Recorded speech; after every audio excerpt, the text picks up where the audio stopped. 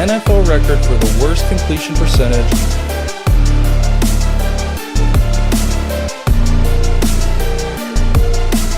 This is a game you need to win. This is a divisional matchup against a team you should beat. This is how you stack up wins.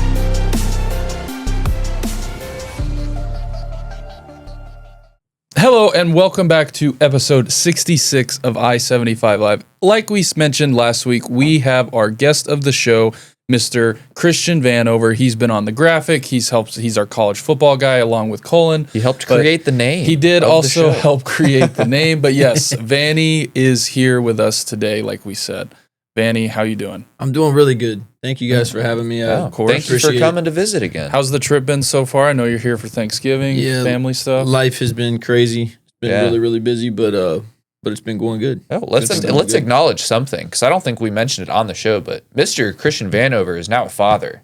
He just had his baby boy, like a month ago, maybe like October 2 months ago? 3rd. Yeah. How's that been? What's that like? It's been crazy. I showed up 30 minutes late to the podcast today. You think you have enough time, but you don't. But it's going good. He's growing real quick, and he can fully support his head. So yes, that's important. We won't put a picture, but he does look exactly like him. He is my twin. Just look at that face, and then imagine like the forehead, the nose, the everything. Take off the beard. No beard. We compared a picture of him at 3 weeks compared to a picture of me at 3 weeks, and you seriously wouldn't be able to tell. I bet. That's awesome. Yeah, I bet. Yeah. Well, no, thank you again for joining us. But before we get into today's episode, we got a lot to talk about. We got a lot of college football to talk about. When brackets with some stuff going on that I think is going to come down, especially with some of these teams, getting in the playoffs, conference championships. So that'll be fun. But before, I'll let Dylan take over our ad. So before we get to our sponsor, make sure you guys leave a like on the video, drop some comments, follow our social media pages, and subscribe to the channel. We post every single week, and we appreciate all of the support. But most importantly, we are not going to stop making content. I think this has become a pretty fun hobby of ours, and hopefully turn it into a job one day. But how do you turn things into a job? With sponsors. And this video is sponsored by CutBet. CutBet is a peer-to-peer social betting platform that allows its users to wager directly with other users on any publicly verifiable result in sports, entertainment, politics, and more. As we mentioned, you can now bet on college coaches getting fired. So I think, Vanny, can we place a bet on Kentucky potentially firing one of their coaches this year by any chance? Or is it not going to happen? Would you take that bet? I wouldn't take the bet. I think the buyout's too expensive, and I think if he wins on Saturday against Louisville, which I think he's got a good chance to, I wouldn't take that bet. If he wins a while. Just the buyout's too crazy, and the people that would buy him out are his friends. So that's fair. They're not going to do that. That's fair. So make sure you guys sign up today using i75Live as your code, and stay tuned later in the show for our cut bet of the week. We are struggling to keep we the were winning streak really, going. really hot, and then we've just kind of got unlucky the past 3 weeks. I went into looking and writing our notes for this week and checked. I was like, oh yeah, we won again this week, and I saw 8.5. Yeah. The Patriots won by 6. Yeah, we got shit. But no, yes. Before we get into college football, like we said, we've got a couple NFL questions. I think the big one that everyone was excited to see, talk about, it was all over, was the whole Shedeur Sanders thing. We talked about it last week, whether or not we think that they're kind of just setting him up to fail. A little bit. I still don't think he sets himself up to succeed. And after the game, I get it. You won. You're the first Browns rookie quarterback to ever win your opening game, which I think is something. Stat. It is a wild stat. Right? I think Browns since quarterbacks 1995, like Chris just said. 1-17 now. I think Browns rookie quarterbacks making their debut. So that's all great. Now I take into consideration who you played. Played the very piss poor Raiders this whole year. Obviously, they just fired their offensive coordinator, and they made him the highest paid offensive coordinator this offseason. So that says what they're doing as a franchise. Yep. But even after the game of this, saying, hey, it's only 1 week of practice. Imagine if I had all this. And imagine a whole offseason. So he doesn't help himself. No, he doesn't. And I on top of people already, I think, wanting to see him fail. Yeah. I know you weren't the biggest fan of him in college and Dion and stuff, but I don't think you were to the point to wanting to see him fail. No, once he got to the NFL, I actually, I found myself kind of rooting for him a little bit because I was just so tired of the Colorado thing. I couldn't stand it. But so I actually found myself kind of rooting for the guy on Sunday a little bit. I'm interested to see what he does. Yeah, he just got named the starter, outright. I think Gabriel's healthy and he cleared concussion protocol. He's staying the starter. So, I mean, that says something. The Browns are just so irrelevant to me. It kind of actually makes me pay attention to it a little bit more. I know. Well, and that's, I think, what they were trying to avoid with having him as their starting quarterback because of all the attention he brings. What do you always say about publicity, Dawson? There is no such thing as bad publicity. I mean, you got Dion up in the booth. You got the whole thing. They showed Dion more than they showed Taylor Swift at a Chiefs game, dude. They kept every single time. I will give you this year. Dude, it was crazy. No, look, I think like you kind of said, I think I found myself rooting for him to succeed because it was, you just felt like he did kind of get handed stuff at Colorado and all the way through college. I don't think that's up for argument, but kind of, third string, taking his time and then finally getting in there, winning a game. Yes, it was against the Raiders, and I know I just said they weren't very good, but it's an NFL game. Yeah. They won the game. I think it was only right for what we said last year to, let's see what you got. At this point, your season's lost. Absolutely. You drafted two guys. Gabriel got however many games to start, looked terrible. I think 6 starts sounds about right. 5 or 6 starts before he took over for Flacco. So I'm all for seeing what you got. I just he's not helping himself with some. I wish he just would have ended the game and been like, "Yep, we won. I'm excited for next week, and we're gonna try to stack some wins. At the end of this year." It's crazy to me because you would think that he would be media trained. Yeah, he would. Yeah, of all things, because of who his dad is and everything else. But to be fair, Dion was never really media trained either, which is fair. But I saw a cool thing of him say I grew up in a 300 or a 30,000 square foot house. Yeah. Yet my dad was still taking me down to the streets to play, and I do think that makes ball players. It rubs off on you a little bit. Yeah, so I've seen that clip. He's described him growing up as a child and it took both of them, I think him and Shiloh, to the inner city to play football. Yeah. And so he got to kind of see what it was like and, how these players that were actually having to play football to make it somewhere in life were acting and handling the game. Yeah. And so I don't think his preparation for the game can be knocked. I think the game plan was good and they used Judkins a lot. And I think he did what was asked of him. Did he not get hurt? Judkins did get hurt for a little bit. Yeah. But I'm not familiar with who they play this week. I'll have to look that up. But him being the starter moving forward, I do think you saw some of what you were expecting from Shedeur. And I think he's got good mechanics. He's just, he's taller. He's got more zip on the ball than Gabriel. So we'll see how the rest of the season pans out. Like we said last week. The Niners. Okay. That's going to be. That's a test. That is a test. Like we said last week, see what you got. Roll them out there. You got nothing to lose this year. Last little touch on Cleveland before. I know you kind of said that very irrelevant. Myles Garrett being how many sacks away from he's the record? At 18 sacks. The last 4 games he has 13 sacks. That's because they're on the field so much. Actually. And it's insane. And it's for as much as they're being, put in situations where teams are, running the ball and just holding on to leads, the fact that he has 18 sacks through 12 games of the year, just ridiculous. It's pretty crazy. He's got, I think, he needs 5 more sacks in the next 6 games. 5-6 games, yeah. Because I don't think they've had a bye. I think they had a bye. Yeah. Ridiculous. I do think he breaks the record, and no one's really talking about it. Yeah, well, like Vanny said, you guys think if he breaks the record, do you think Mark Gastineau is going to come after him? Like he did. Broke my record. well, let's just wait and see how that final sack happens. That's what I was going to say. To go to the last couple, we'll talk about my team, Dylan's team. My team.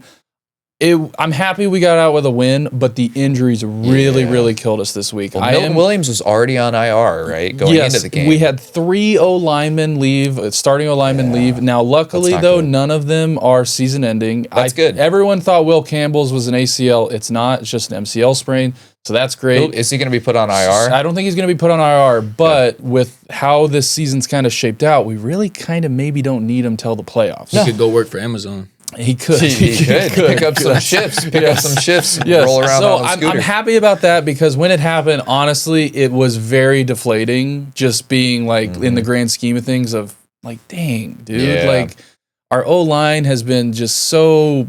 It's been solid. It's been very solid for the guys that we've had, and now you do this, and so I was a little deflated, and then I got some good news that they'll be back hopefully, and then our, like you mentioned, our D lineman who was put on IR, he'll be back. Drake May, I thought looked decent. He had the pick six that wasn't very good. He had some overthrows that weren't very good, but he picked it up in the fourth quarter. His QBR went back up to, I think the second half it was over 100. Couple touchdowns, almost. He's like flirting with 300-yard passing games. Yeah, it's like he can't get over it. It'll eventually happen. But no, I mean we won ugly against a team that's not very good. The Bengals defense, I wish we would have put more points up on them, but the O-line happening and us not being able to run the ball very well, it just kind of was one of those games, and we got out with a win. Yeah. So winning ugly, kind of like we've mentioned with your team. Yeah, that's winning ugly is a skill in the NFL. Not every team can do it. A lot of the time, these bad teams are in positions where they can win, but they just always are on the other side of it. It's been the Bears my entire life for the most part. But I know you're also a Patriots fan, and you haven't really been on the show since the Patriots have been having all this success. Yeah, I need your opinion on, because I know obviously they're playing a weaker schedule, but like we just said, you have to beat who's on your schedule. Like, you can't help that. And they are dominating the teams they should. Yeah, I do agree with that for sure. I think I don't really watch too many games. Like, within the NFL, I typically just stick with the primetime games, and I'll pay attention to those. But I have been impressed with Drake May. I do feel like the Patriots, though they are very impressive, I feel like every time I look, they start the games off a little slow. They do. And I think that's a really cool, I mean, you can always count on them to kind of come back, which is neat. Finish the game. So, yeah, I mean, it's exciting for sure. It was kind of like my two teams going against each other this last week. I think the last time they were in Cincinnati like that, I was there watching Tom Brady. So, and then we almost went to the playoff game that one year when no one knew who was playing who in the playoffs, and then we ended up like it was the game that almost ended in a tie. The Raiders versus Chargers game. If that game would have ended in a tie, that's right. The Patriots would have been in Cincinnati, and we were going, and because it didn't, we ended up having to play Buffalo, and it all it was like happening so fast. Yep, that's right. Cool. That is correct. That would have been really cool. Yeah, that we were planning on it, but no, I'll let Dylan take away talking a little bit about your Bears. I've run out of things to say about this team. Like, even I wasn't confident going into all the injuries we had going into that game. It helps a ton that Aaron Rodgers did not play. We probably don't win that game if Rodgers played, but I mean, you can't help that. And the Bears were starting, I think, 5 backups on defense, or 6 backups, sorry. And we had third string linebackers playing, third string cornerbacks playing, did not matter. And we still got our 2 turnovers, still lead the league in turnovers. But I think the biggest part of, that game is just Caleb's growth. I think he's still, the one thing he needs to work on is his accuracy and his touch passes. I think different from Drake May. Drake May can put all of the touch in the world on the ball. I don't necessarily see Drake May putting, firing a bullet in between, a tight window all the time. He can, but I think Caleb's the other way. Just that's what he needs to work on. He left some yards out on the field again. Like, this game very well could have been like a 14-point game if we hit all of our plays. And I think it goes back to Ben Johnson saying that, we are going to be playing our best football in December. December's next week, and the team's getting healthy. I think we play the Eagles on Black Friday. We're getting our top 3 players back, supposedly. We'll see if that actually comes to fruition on Friday. But this team is scary. And I think not a great team, but they are absolutely a good team. And they're a team that you should be worried about if you're close with them in the first quarter or the fourth quarter. I mean, they've showed that the entire year. Well, and I think, too, when I look at the Bears, it all comes down to coaching and winning, like we just said, winning those one-score games and winning in the fourth quarter. Yep. And that's something that you can account, I think, my team, Mike Vrabel Ben Johnson, to where if you don't have those 2 guys, it's a good chance you're probably losing those games situationally wise. So I mean, it's easy to make fun of the Bears, and we do it all the time. All of us do. It's getting harder. It's getting harder to come up with things to kind of make fun of you for. Yeah. That's not just, your quarterback paints his nails. Hey man, he can paint his nails whatever color he fucking wants. As long as he's throwing them touchdowns and leading them game-winning drives. You do you, Caleb. And I will say too, I loved Ben Johnson's play calling in Detroit, and I think that's why a lot of people loved watching Detroit. And you are really, really starting to see that type of play calling in Chicago now, and it just makes them so much fun to watch. But I love it. So I need more of it. I need more of it. And I think biggest, outside of what I said, the game plan that Dennis Allen put together as our defensive coordinator, he's been great all year. He's been dealing with so many injuries and just always seems to pull out stops when he needs it. But that's all I got to say. Black Friday against the Eagles, I'm holding my delusion back for now, okay? But on to 4th and long. Yes. I know it's a short one. It's a Thanksgiving special 4th and long. 4th and long, yes. On a 4th and goal. We have 4th down and 20. I don't know how many questions 21, not Chris the way you want today, to try to extend it. But with Vanny being here, we'll see what we got. What do you got? Only one question, guys. I don't want to take away Vanny's time. So here's the question of the week. I'd like to know your top 5 Thanksgiving dishes. All right. Top 5 Thanksgiving dishes. Vanny, you go first. Let's hear it. Yeah, I've heard some horror stories about Vanny's eating habits. Oh my gosh. I would say like my most traditional favorite dish would be brown sugared ham. Ooh, that's good one. That's a really good one. Brown sugared green beans. That's also a good one. My family realized that whenever I was young that they had the brown sugar things for me to eat them. So those two things are I guess like the traditional things. Yeah. But as of recent, I have been known to go to Bob Evans back home. That's a breakfast restaurant. Yeah. And we go there sometimes for Thanksgiving. And then I've also been known to make bacon biscuits at home. Ooh. And then my last thing is I've been known to get a pizza. A pizza for Thanksgiving? Yeah, what kind of pizza? Anything. Whatever's open. Yeah, I found myself on Christmas and Thanksgiving. I'm scrolling, looking like who's open, who's going to be open, who's going to be open. Vanny is a very, very picky eater. Yes. If you cannot already guess. So what about like the sweet potatoes or the mac and cheese? You could. I mean, I'll eat like spiral mac and cheese, like spiral macaroni, but it's not like. Not the homemade mac and cheese, not the homemade stuff. The only 2 homemade things, like I said, or like I guess 3 is like I do love biscuits. Yeah, I've been known to like eat like 14 rolls. Oh hell yeah! But the rolls, yeah, that's my answer there. Right. That's a great question there, Chris. How about you, Dawson? I'll say, look, top 5. I think for Thanksgiving, I'd got to throw mac and cheese up there. Yeah, there's nothing better than a good mac and cheese. Green bean casserole is up there for me for Thanksgiving food. Mm-hmm. I've started to really like honey roasted ham the past couple years. I do like a honey roasted ham. So honey roasted ham over, I wouldn't say over turkey, but it's you get both. It's a good mix of both. Mm-hmm. I'd go with, I love mashed potatoes. Mashed potatoes with some gravy, a little bit of butter. Can't go wrong. And then stuffing. Stuffing's legit. Yeah, it can't be the not the stuffing with the celery though. Some people put stuffing and they like put like huge chunks of celery. Get that out of here. I need my stuffing soft. Like it's no crunch to it. But yeah, my top 5. I don't know if. Let me know if this is kind of common in y'all's households. But my top 1 probably is cornbread casserole. I don't know if you guys make that. Oh my god, it's been a staple in our family's Thanksgivings for a while.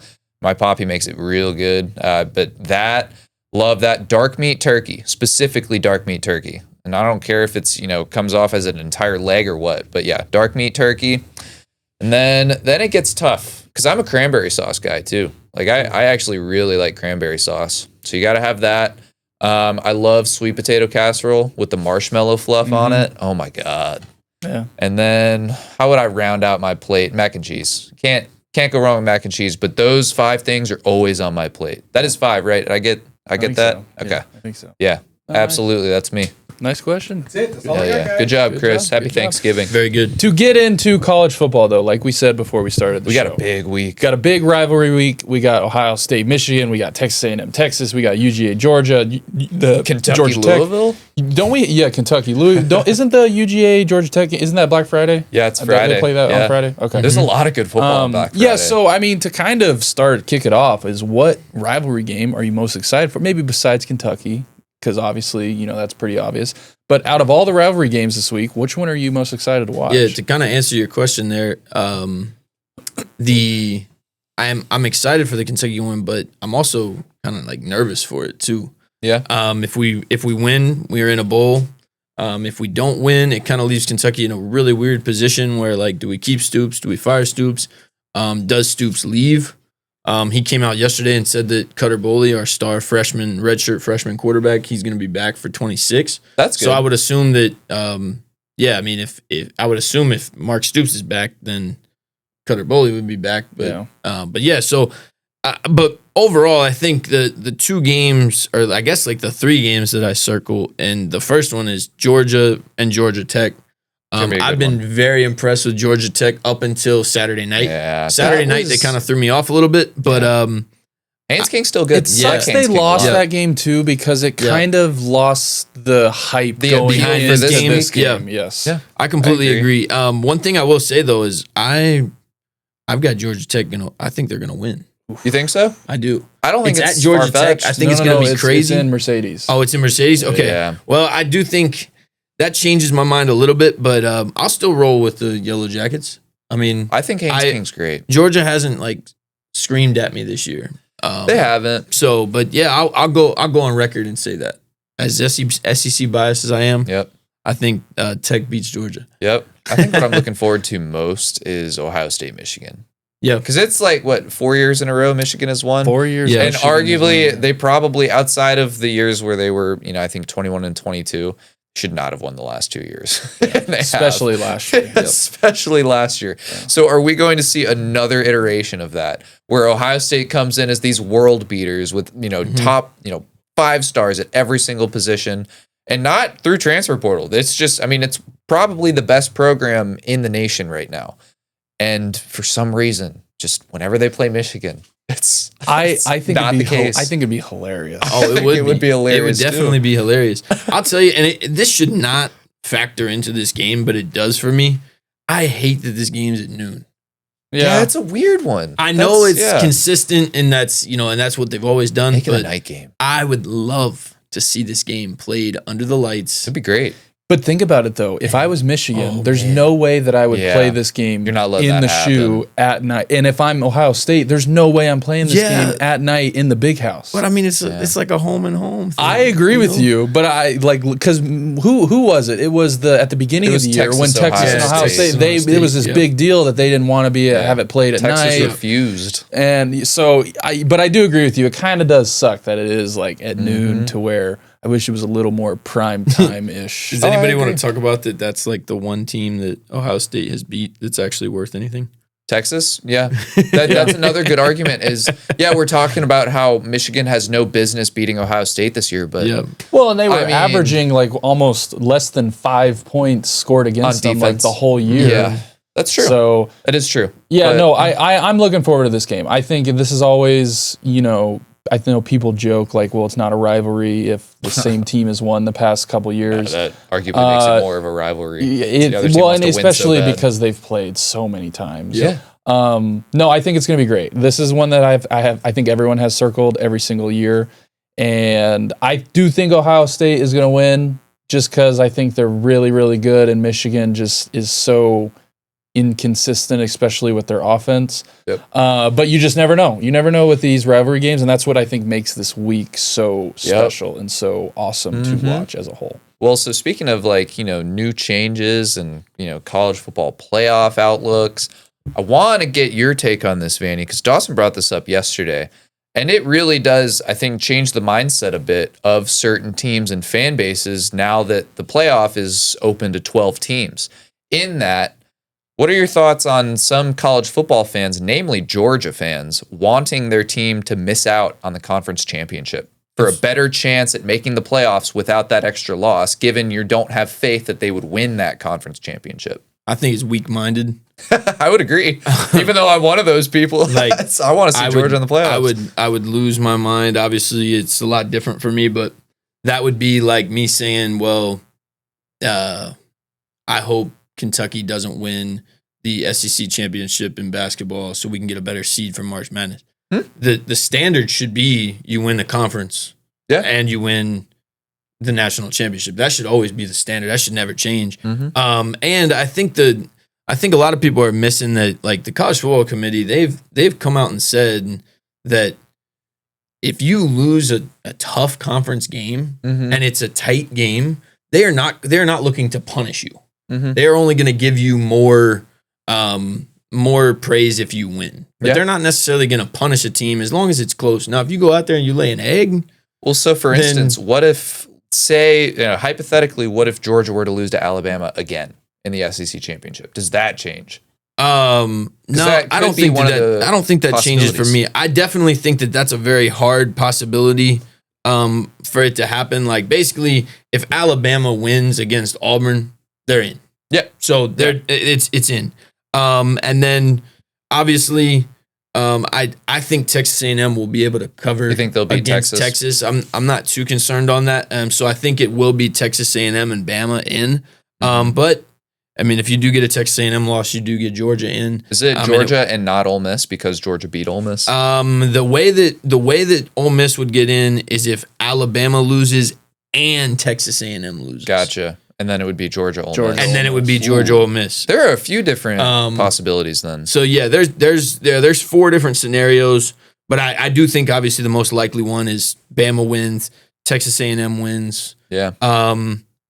Now they also could have like Texas A&M could technically lose, and if Alabama loses and Ole Miss loses, they still could get in. It's kind of crazy how they have it all set up, but I do think that that'll be what it is, and I still think even if it is Alabama versus Georgia, I think the standard should be you want to win that game. I mean, number one, that's border rivals. And it's another SEC championship to add to a resume. Yeah, I wouldn't say like wanting to lose. I think just the like, let's say Texas got in, right? Let's hypothetically, they make it in after kind of the year they had. Say they lose that game. Yep. You're going to get punished for like it was great to make that game, right? After kind of the year you had and everything, but then you go and lose it. Then all of a sudden you have 4 losses, and you've got other top teams who just didn't make it but had less losses than you, but you made the conference championship. So like, where does that stack up on things? I just hit a 6-7. I kind of think where's Jake when you need him? The way I take it from the committee is that they're not even like that game is almost not losable, if that makes sense. Yeah. Like, so it doesn't kind of count towards that record. And in my opinion, that's how it should be. That's how it should be across the board. 100%. And I do think that that's how it goes. I do have a lot of questions with the College Football Playoff Committee, with ADs of schools being on it. I think realistically, the solution to all of our problems is we make Nick Saban the commissioner, and then we just we go on from there. And Alabama is the 1 seed all year long. So that's funny. That's mine. I've seen this question pop up a ton the past couple of weeks, and kind of how things. I think they did good. You mentioned that now the top 4 seeds aren't just the conference winners. Correct. I think they did good on that because they realized last year that wasn't the best thing to do when it comes to the grand scheme of things. Bye week, so they're learning as they're going, and they're kind of putting this thing together because it is new, and it's easy for everyone and for us to sit here and bash or say this needs to be changed and this needs that and this needs this. So it's just it's very interesting because I see some of these teams, even like the Georgia Tech, like say Georgia Tech wins, and then all of a sudden would they still be in the ACC championship? They're technically eliminated. Are they technically? They're technically eliminated from the ACC championship, and since it's obviously playing an out-of-conference game. So even that, though, say they do beat Georgia. Are they in? I think they're like an 11th seed. Is that not crazy to think? It's not a possibility. I don't have them in there on mine, but I think the loss against Pittsburgh kind of. It hurts them a lot. Especially how they lost. It wasn't close. It really wasn't close. That's kind of where my thought process is. I think with the SEC especially, they're going to be a lot more lenient on losses just because of the amount of ranked teams that they have. Texas schedule is just brutal. And then I think with the Big Ten, they've got a little bit more leniency, but then I really think it falls off a lot after once you get into the Big 12 and then the ACC. That's fair. That they just don't have, you don't have a lot of margin for error. Yeah. So I hear you. Last big question. We don't have it exactly written on here, but the whole Lane Kiffin thing. Yeah. The whole Lane Kiffin thing is so murky and so just college football has allowed this.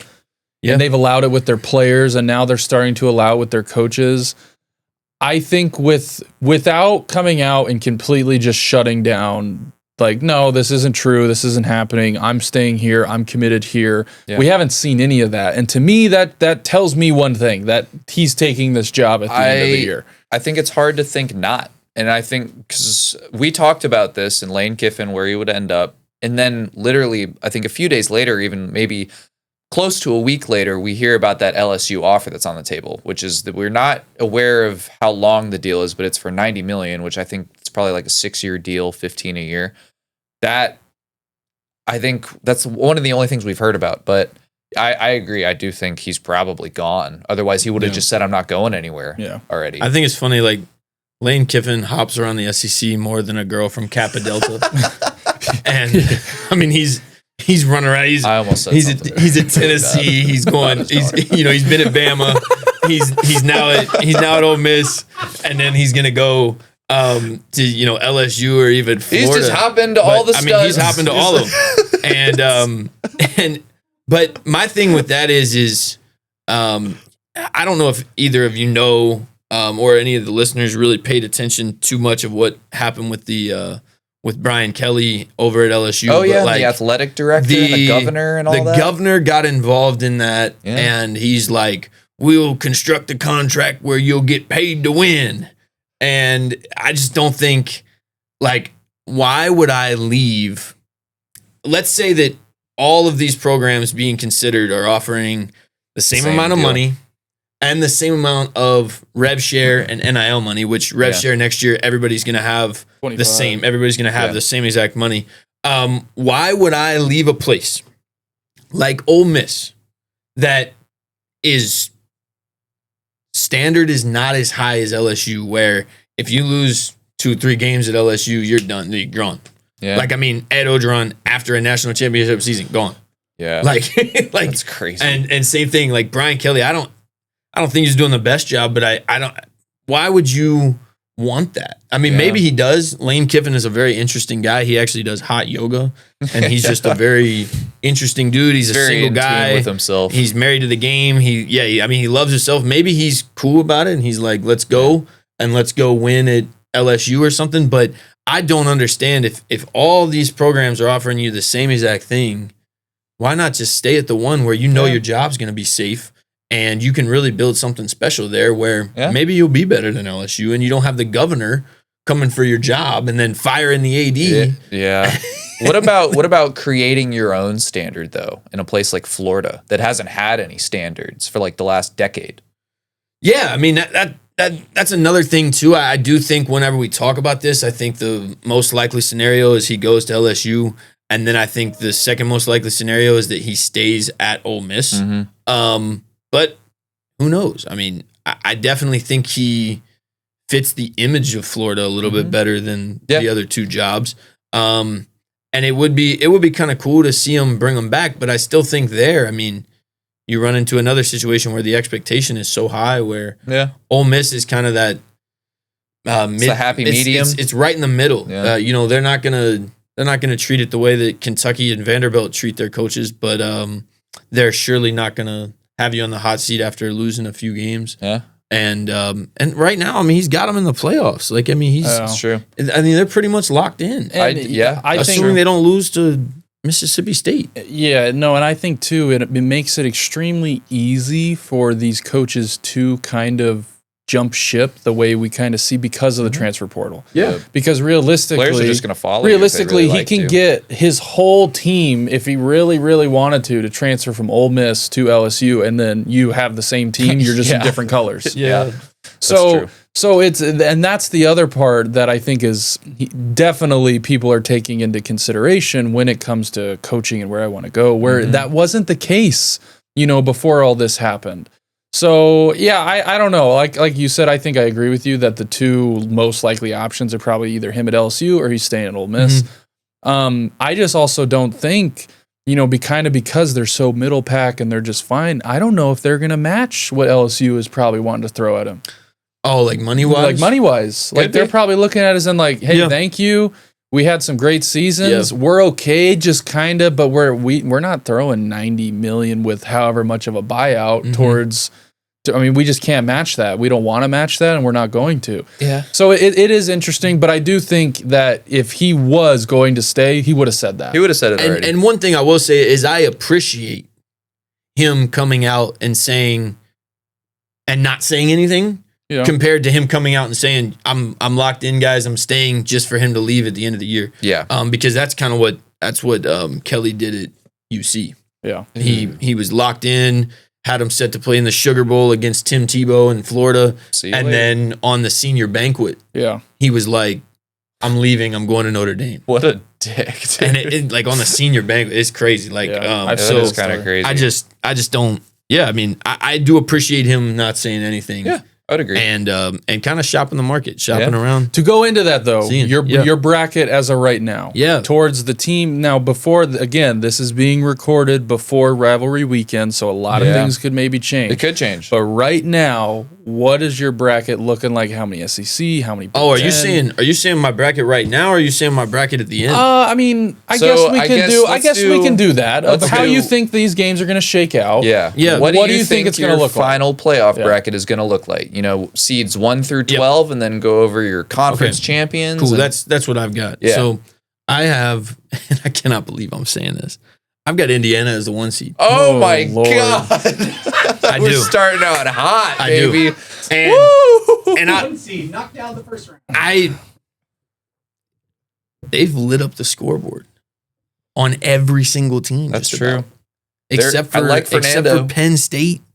And why not? Why not?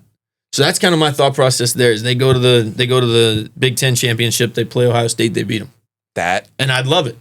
That would be really cool. And that's fun because I can build this, in my mind. I can be completely wrong, and we're all good. So yeah, Indiana 1 seed. Texas A&M, I do have them winning out. I think that the SEC is just too inconsistent with the teams below. Yeah. Texas A&M, Texas A&M obviously had a big scare. Either last week Arkansas. or a couple weeks ago. South Carolina. They did have that scare. Against South Carolina, but they still win. Yeah, you talked about earlier in the NFL, you win ugly. So yeah, I have them winning the SEC. And again, like I said with the College Football Playoff Committee, I don't think they're going to punish losses that much. Obviously, they can't make a team number 1, but I still have Ohio State in the 3 seed. Yeah. Because I do think the Indiana-Ohio State game is a close game.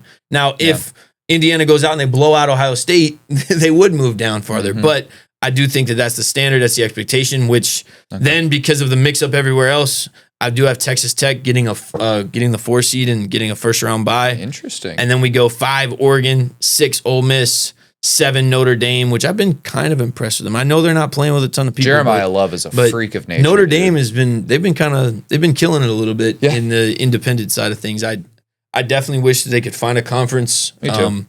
Because I think we don't know about them. They're kind of like a wild card. But then number 8, the ACC winner, which I have Virginia.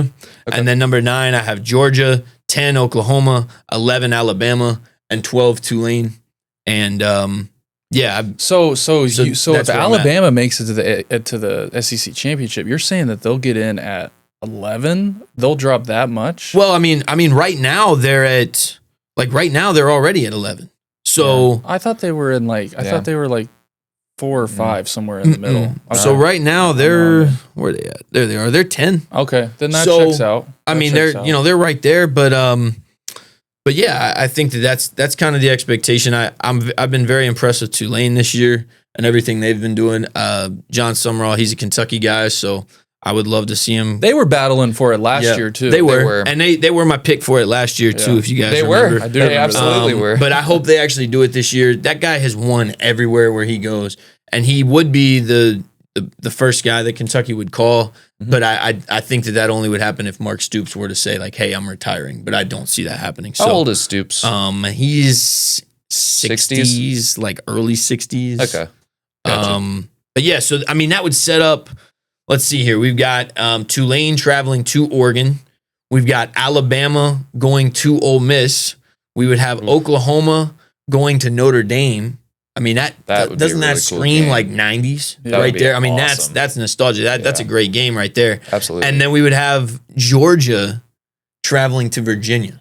That's a cool matchup too. That's really neat in a situation where like I could very well see I could see that being an issue with tickets because Virginia Stadium doesn't hold that many people. Oh yeah, and I could see that being a really really fun thing with like maybe Virginia's trying to make sure Georgia fans don't get any tickets and all kinds of stuff. It would create a really really cool, interesting thing. But this year has been a lot of fun. I think that the transfer portal really shakes things up a lot. And typically like within.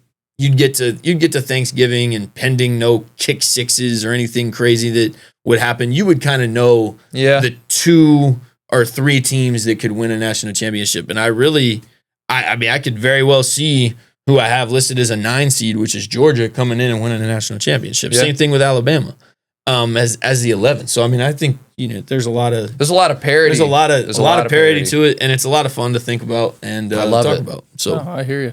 Before we get into our pick'ems, though, it would be a shame if we did not mention the Brawl of the Wild happened last week. Right. Montana and Montana State. Sorry, Chris. Montana ended up losing 31-28. But they're still going to the playoffs. Home. They are still the 3 seed. They are on the same side of the bracket, though, as Montana State, so they will have to meet up. If they, it'd be the semifinal that they would meet up. If we beat them, it'll be the game that matters. So yeah, I think a chance for revenge. It was redemption. Yeah. Montana, they had a pick 6 in that game that I think ultimately you just can't make that mistake in that big of a game. How did my boy Running Rabbit do? He didn't play. Yeah, he didn't play. Damn it. The quarterback played good. He made a lot of plays, but it was the pick 6 that really, I think, it was the one mistake that. I mean, they lost by 3, so it's hard to say that wasn't the reason they lost. It was, but it was a great game, and they have a chance if they run the table through the tournament that they will play them in the semifinal. Mm-hmm. So hopefully that'd be like you said, they'd win the game that mattered to go to the championship. The championship is also where's it at? It's in Nashville this year. That's cool. So if they do end up making it there, we might take a little trip to Nashville to go see the Montana Grizz play in that game. Be pretty cool. But yes, I know we've been talking about that for the past couple of weeks. They did lose, but they are still the 3 seed in that tournament. They'll be fine. Yeah, so weekly pick'ems. We do this. We got a lot of games this week. We do. We do this every week, but we've got all the Thanksgiving games. We have the Black Friday game. We have the college game day and the big noon game. Which is the same game. And then we have the Sunday night game and the Monday night game. Chances are, too, it's also kind of cool. We have both of our teams, me and Dylan's team. I noticed that, yeah. So that's the first time that's happened this year. 2 prime times. But no, first game on Thanksgiving. This is the 12 o'clock game, correct? Always the 12 o'clock game. The Packers at the Lions. I like the Lions. I'm going to take the Lions. I've been thinking about, these... they're wearing their throwbacks, so that always adds, some extra juice, I think. And they're at home. They've always been notorious for playing really good at home on Thanksgiving. Unless they're playing the Bears. Offense is finally playing really. Jameer Gibbs, for all the fantasy guys out there, I think he had, 60 points? It was close to 60. He basically, and I saw a stat too. His stats compared with Jonathan Taylor's stats are pretty even. Very, very similar. Just a few less touchdowns, but he actually, he is 4 touchdowns away from breaking the record for most touchdowns scored before you turn, I don't remember the age, but he doesn't turn that age until March. So he's got all of this season to just break that record and build on it. Yeah. He's incredible. And yeah, I think I'm taking the Lions too because of what the Packers did to them week 1. They got embarrassed week 1 in Lambeau. It was not a close game. They kind of got dominated a little bit. They're going to handle business, and I'm rooting for them. I need them to, because Bears are still in first. Bears control their own destiny, and the Lions can help us out a little bit right here. No, I like the Lions. I think Laporta being out kind of sucks, but he's out for the year now. Did you see that? I did. What Gibbs is doing, even Montgomery, what they have with him, St. Brown, all the other guys. Jameson Williams has been playing pretty well these last. Their few defense has stepped up. They've had a lot of injuries in the secondary as well. Yeah, that they've needed some guys to come in, next man up mentality. I do like the Lions, though. I like the Lions. Who are you taking, Vanny? Yeah, I like the Lions as well.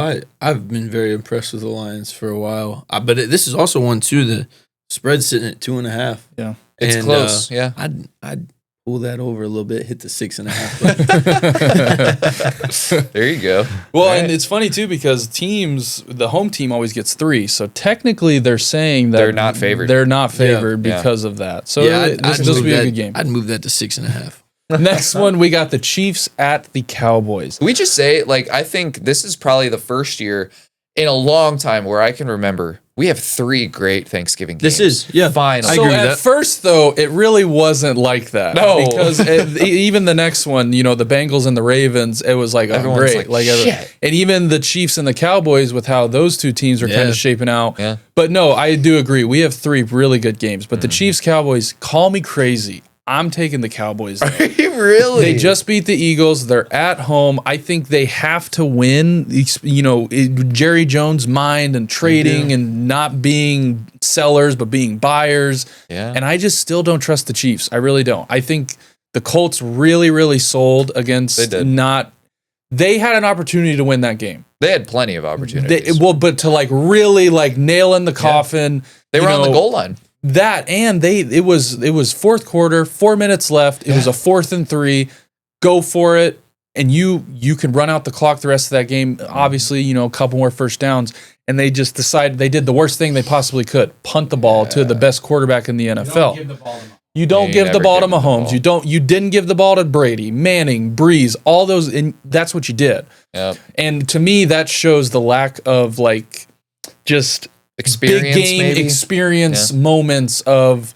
It's true. You just don't do that. You don't give the ball to Josh Allen. You don't give the ball to Lamar Jackson. You keep it in your hands, and they didn't. True. And they ended up losing the game because of that. Yeah. But I still just don't trust the Chiefs. I think they're old. I think their defense people are starting to figure out Spagnuolo and what he's wanting to do, and taking advantage of that. But I like the Cowboys. I really do. They've been able to run the ball very well this year. Their offense and their great. 2 receivers, I think, arguably the best receiver duo in the NFL this year with Pickens and CeeDee Lamb. No doubt. And Ferguson having as many touchdowns as he has. Yep. I got the Cowboys in this one. It's tough. I convinced you, didn't I? It's really tough, but I'm probably taking the Cowboys too. I think at home, Thanksgiving, we can clown Jerry for being buyers when they were 4-6 or something like that, or 3-5, whatever they were, but it's working out. They have not won both games, but Quinnen Williams has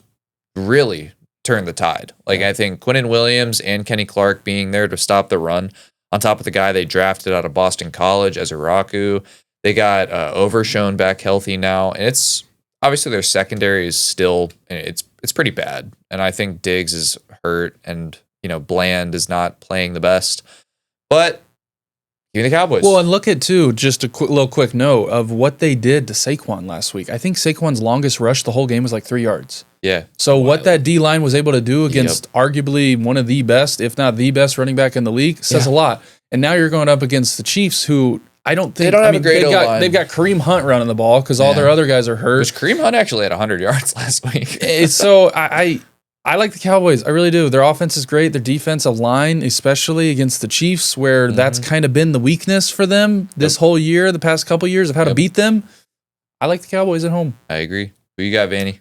Well, I was probably going to go towards the Cowboys because I just don't like the Chiefs, but I just checked, and I'm a game behind on both of you guys on the pick'ems. So I'm going to roll with the Chiefs. We are actually, now that you bring that up, we are all very, very close. Yeah, we are. So I'm gonna Oh, All right. I don't blame We you got for we got some different and different Tamarick takes. Vanover played for them too. Really? You I know? didn't know that. I didn't know that. You know, Next It's one, hard to last say no to one on family. this one's what at 8:30 on Thanksgiving night. Yeah. Everyone might be Bengals, asleep Ravens. because of a food coma by the the time this return one's of on. Joe Burrow. Joe Burrow will be back. They are in Baltimore. Yeah, I think the Ravens are going to win this one. I don't think they have enough on defense again to kind of stop Lamar. I know Lamar's kind of been not playing the best this year and trying to his figure out. last 2 weeks have been rough. They have been. For him. I don't see them losing this game though, especially with, they are going to have to, I don't want to say win out, but they're going to have to win. You know, they have the division lead now. They do. After starting 1-5. Yeah, it's pretty crazy. But this division has just been such a crap show when it comes to injuries and the Steelers not being able to take advantage of that. Oh, yeah. I like the Ravens, though. It's awesome that Burrow's coming back because I love watching Burrow Same. and Jamar Chase and just that whole offense. I think T. Higgins will be out with a concussion. I like the Ravens, though. The Ravens at home, Thanksgiving night. Give me the, yeah. I wanted to take the Bengals, but I'm going to take the Bengals. I do think, this is do or die for them. Like, they can't lose another game all year. And I don't think it's going to be this game. They'll probably lose a game that they probably shouldn't later on. Yeah. And, that's how they'll lose out on the division. But I do think they're going to beat the Ravens. I think Lamar, like I said, a few minutes ago, these last 2 weeks against bad defenses have not been good. Obviously they played the Browns 2 weeks ago. That's fine. But last week against the Jets cannot happen. I think it was like 7-3 at halftime.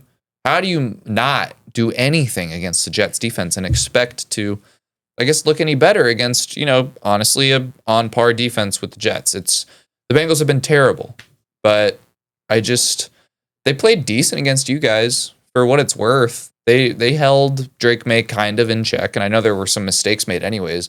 But yeah, I'm going to take the Bengals beating the Ravens and keeping whatever playoff hopes they still have alive for the time being. But who you got, Vanny? Yeah, I've got the Ravens. Yeah, and I don't know. I don't even know why you. I don't know why you play Burrow. I don't either. I think I don't either. We had this discussion a couple weeks ago if their record was where it's at, why are you going to roll him back out there? Yeah, there's really no point. It's just I think you. Maybe you clean the house and you get rid really of think they'll do that though? I don't know. You might as well do something. You're 3-8 and he gets hurt every other year. Yeah. But yeah, I do. I got the Ravens. I like the Ravens. Lamar's fun. He's a fun guy to watch. They're a different team with him. And I think that says a lot about who he is. Yeah. And so that's what I'm rolling with. Yeah. What is Cincinnati saying about Joe right now? What do they think? Joe Burrow is the type of guy to come in and you can put him on the same level. I got to be careful saying this. People are going to come hunt for me. But you could put him on the same level of like a Pete Rose type figure and a Chad Ochocinco type figure and like a Joey Votto type figure. I know he hasn't been there forever, but like, and maybe Brandon Phillips is in that category as well, but just a guy that kind of changes the culture of the city.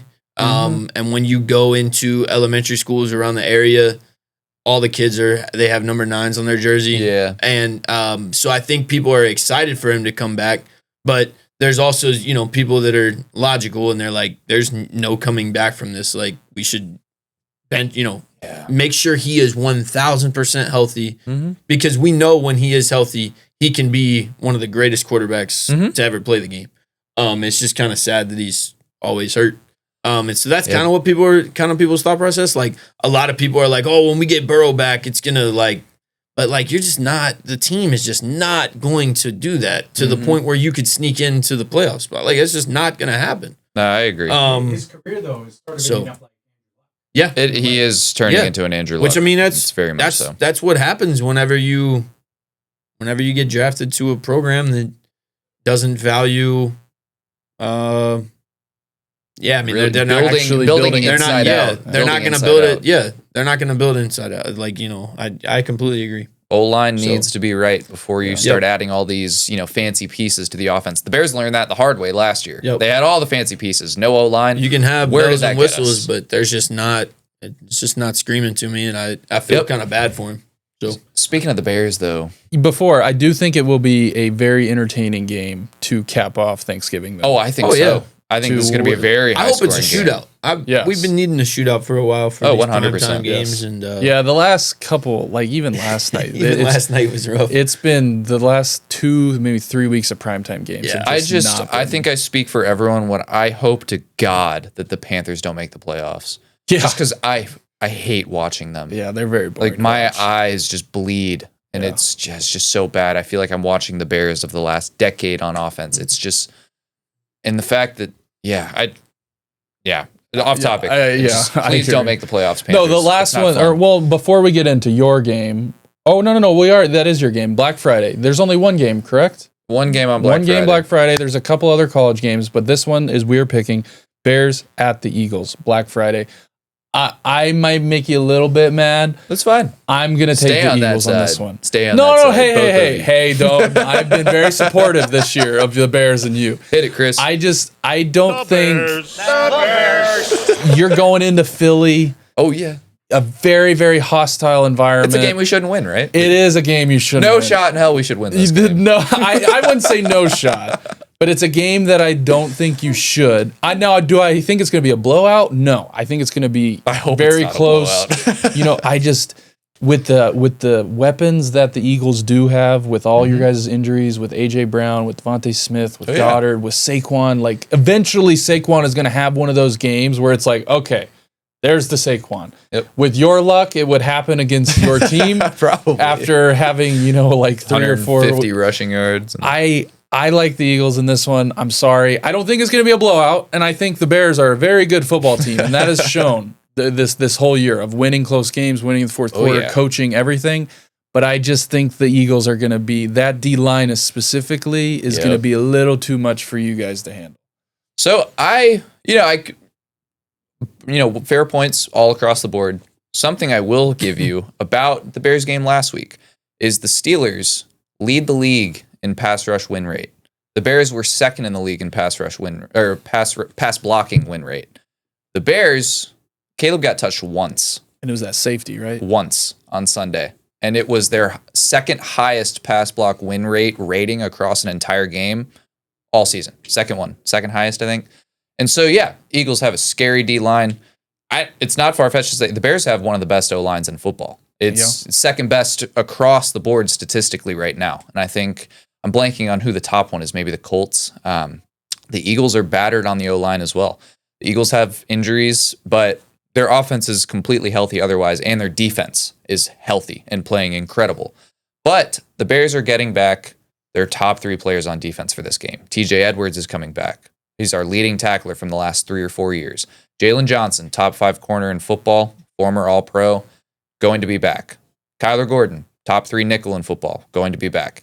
And so with all thinks. This is hypothetical. Their practice windows were open. Jalen Johnson has been practicing for about 2 weeks now. The biggest question mark is TJ Edwards. I think he's the biggest piece to come back.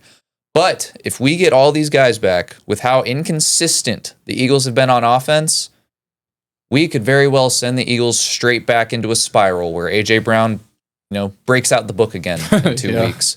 Yeah. The Bears have been doing this all season long, and I'm done, I'm done acting like, honestly, this isn't the norm, at least for this season. They've proved and earned the benefit of the doubt that if the game's close, I'm picking them, at least, for the time being. Obviously, that could change late in the playoffs, but I think it's safe to say this is going to be a great game.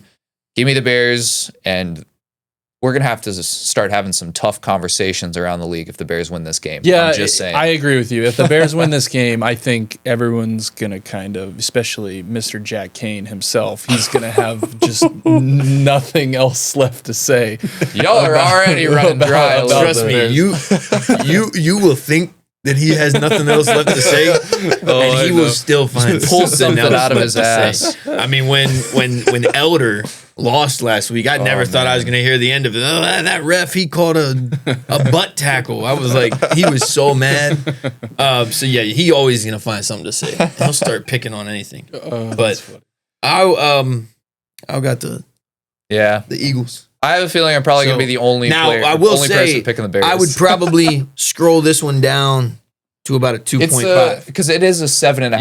Yeah, Eagles are favored by 7. Well, Really? it dropped to 7 now, but I don't think it's that. I think it's 2.5. Yeah, and I think it's a really tight game. I think it's defensive, like the over-unders at 44.5. I think it's under. It's that. going to be a close game, and I think it'll be very close, and yeah. it'll kind of be ugly, like you've talked about. Well, it's just both quarterbacks are really struggling with finding the big plays on field consistently. Yeah. And so you're going to have to, the Bears lead the league in takeaways. The Eagles really, I don't think they lead the league in anything, but they're great across the board in defense. They get sacks, they get turnovers, pass breakups. And so, yeah, it's like you said, it's going to be ugly, I think. And I hope it's not ugly just because I want to be able to watch the game and have fun and not be on the edge of my seat the whole time, but I have a feeling that's where it's headed. You just run the tush push the whole way down the field. That's the other thing is... That's how you would piss off. Yeah. Oh, dude. If we lose to a tush push. That'd be so funny. I'm coming in this office next week if we lose on the tush push and raising hell about that play. Heard it here first. Oh, that's funny. To wrap up some of the games, though, we kind of already talked about this one a little bit. Ohio State at Michigan. This is this is college game day and big noon. I'm going with Ohio State. I think they're too good. You think? I think Michigan's too inconsistent. The only thing that I think Michigan truly has going for them, it is it's at the big home. house. Yeah. And yes. The last 2 seasons have been in Ohio State or just last year? No, just last year. It's swaps. I think this could be close in halftime, and then I think Ohio State, just because they're at home, and then Ohio State's gonna game time adjustments and figure it out and pull ahead. I like Ohio State in this one. Give me Michigan. Oh, seriously, I think Vanny made a great point about Ohio State has not really played anyone, and they played Texas, and that game was not, if we remembered, that game was not dominant. No. That game sucked. That game was like 0-0 at halftime or something like that. And it finished, what was the final score? Does anyone remember? It was 14-7. Yeah. That's their biggest showing of the year. And yeah, they have an incredible team. Doesn't matter when you play Michigan for some reason. And I think, obviously, Big Ten opponents in general, they did not. Yeah, Michigan's won the last 4, so it's not the most diabolical thing to say that they're at home. Michigan beats them. I think Michigan's going to shock the world, and genuinely, I think either Ohio State has a hiccup here or in the Big Ten championship, but I don't think both happen. I think they lose one and win the other. I'm taking this one. What do you think, Vanny? Join me. Neither team has played anybody. No, they haven't. I look at these schedules and it's they really haven't. It literally is like laughable. It is. But yeah, I will. I'm rolling with Ohio State here. Damn it. But also too, if I'm trying to look at scenarios, but I think so if Ohio State loses this game, we will see a Indiana-Oregon Big Ten championship game. So the rematch from earlier. Yeah, so Oregon beat them. Kind of with the way my things are is I've got Ohio State winning because I have them in the Big Ten championship. Yeah. But if they were to lose, it would knock them out, which I think that would be really funny. That would be hilarious. I'm rooting for chaos, baby. That would be really funny. But Indiana beat Oregon earlier in the year. Yeah. It would be cool either way. But I do see Ohio State taking care of business here. And I think to this point, Ryan Day, he did save himself last year by winning a national championship after losing this game. But if he loses this game 4 times in a row, like there are people up there in Ohio that live on a cornfield that literally would rather beat Michigan than win a national championship. Oh yeah, absolutely. There are people like that. there's people that are there. I'm sure some of their boosters think that way too. It's just, I mean, it's again, and that's not the standard. The standard should be win conference and national championships. Yeah. Any other game doesn't matter. But Ohio State, I do think they take care of business, but I think it's still a close game, and it's always a close game for the most part. Maybe get on that app and bet fight or something. Maybe a fight. I would love to see a flag plant. I'm always for flag plants. So, take the flag. Do something crazy here.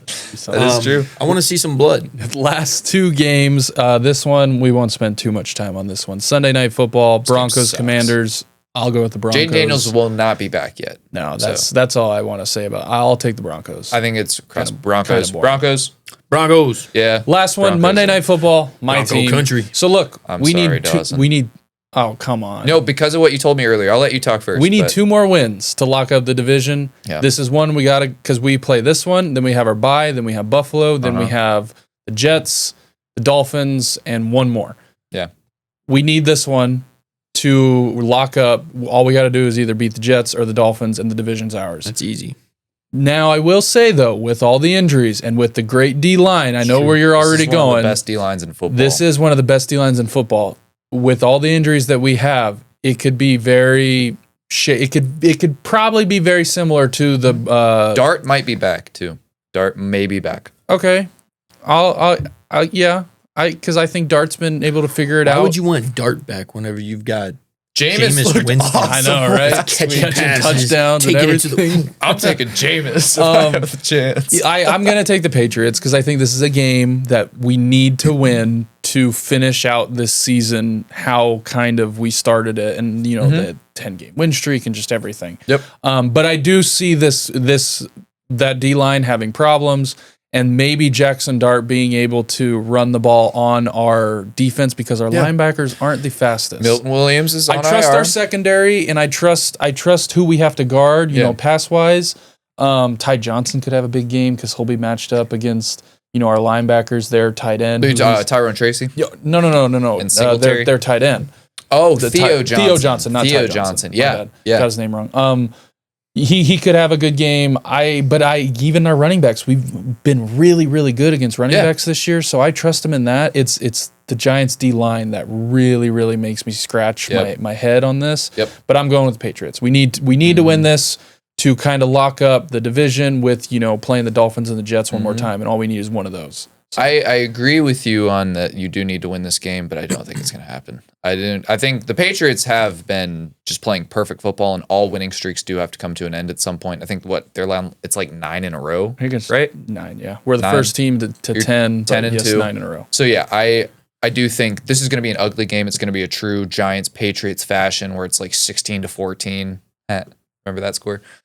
Sorry, Dawson. But okay, we got 6 other. Yeah, that's true. That's true. That's very true. But I do think this D line is going to be the difference. How many starters are going to be out on the O line for the Patriots? Probably 3. You got Luke Campbell. Right, Luke Campbell's going to be out. Is your center hurt? No, our center's there. Your guards. Our right guard is out, and then we have one other that got hurt. If both of y'all's tackles are out of this game, Giants are going to have 6 sacks, I think, and it's not going to be pretty. I do think this game's probably going to be ugly. But yeah, I think the Giants squeak out a win here. I think regardless of who plays at quarterback, because I think both that have played have shown. I think Jackson Dart can move the ball and has been pretty efficient. And Jameis, for all things considered, outside of throwing a few interceptions, he's looked good too. And that offense has shown sparks even with all the injuries. So yeah, I regret to say that I will be taking the Giants because I have been rooting for the Patriots this year. Because I took the Cowboys. I know. I didn't pick his team. I promise I was taking the Giants before I walked in today. No, I hear you. All your points I think are pretty valid. I thought the same thing. It's just, it's my team, so I can't. With the season we're having, I can't not. It's just, and I think same thing with the Bears. It's like the coin's going to flip at some point. Yeah. But, what you got, Vanny? This game is nostalgic. It brings back a lot of memories. It is. Giants, Patriots back in the day. Absolutely. And it's cool to see Patriots back in prime time again. with the record that they really haven't had many primetime games this year. You're this is our third one. Okay. Yeah, that's weird. Well, we had a Sunday night against the Bills. We had the Thursday night against the Jets. I mean, we grew up in an era where it was every week, though. It was like the Chiefs now. Like we were on primetime every single week. Damn Yep. So that's cool and all. I do think the Patriots they will win, but shout out to my boy Wan'Dale Robinson. Yeah. I think he'll be tough for the Patriots to guard. So yeah, he had a game last week, dude. He did. He had over 100 yards in the first half, and he's your slot guy. So it's like correct me. You guys, you got a very good outside corners. We have Jones. Who's the slot? Is that Marcus Jones in the slot? Yeah, we just signed him, so he's been good. But he's kind of been when we forced him to go outside. We saw that against like Drake London when we played them. Didn't play the best. He had a pick 6 on the outside. He did. He had against the this past week. So but that will do it for the Pick'ems. But this week we are also on our graphic. If you follow that on Instagram, we are doing the Thanksgiving edition of our player props. It'll be Thanksgiving and Black Friday. Between Thanksgiving and Black Friday, those are the games that we are picking for everyone.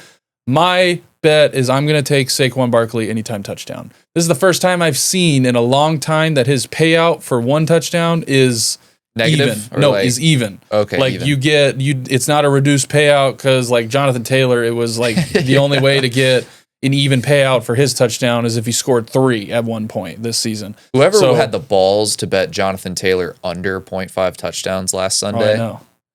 But anyway, yes, I got Saquon scoring a touchdown. I think that game could be high scoring, but he hasn't gotten in the end zone in a couple weeks. I think he's going to figure it out. This is a good team to do it against. Our run defense isn't great. So I got Saquon anytime touchdown this week. I know I'm kind of going against myself here because obviously I picked the Bengals to win on Thanksgiving, but I do think Derrick Henry still goes over 90 rushing yards.